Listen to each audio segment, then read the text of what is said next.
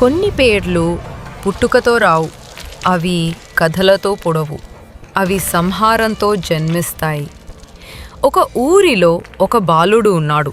అతని కళ్ళలో నిశ్చయం, గుండెల్లో అగ్ని. అందరూ అతన్ని సాధారణవాడని అనుకున్నారు.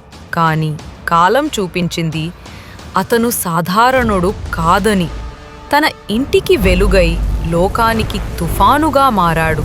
అతని తండ్రి శిలపై ఒక పేరును చెక్కుతున్నాడు.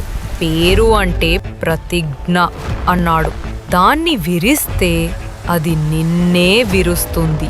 రోజులు గడిచాయి, మనుషులు మరిచిపోయారు. కానీ ఆ పేరు మరిచిపోలేదు.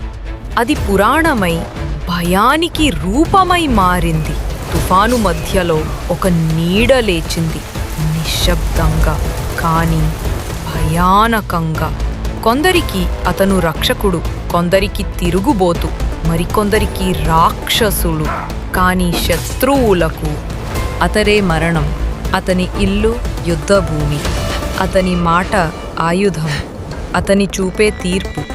ఇతిహాసం అతన్ని గుర్తుపెట్టుకుంటే అది విజయం వల్ల కాదు, అది గతి వల్ల.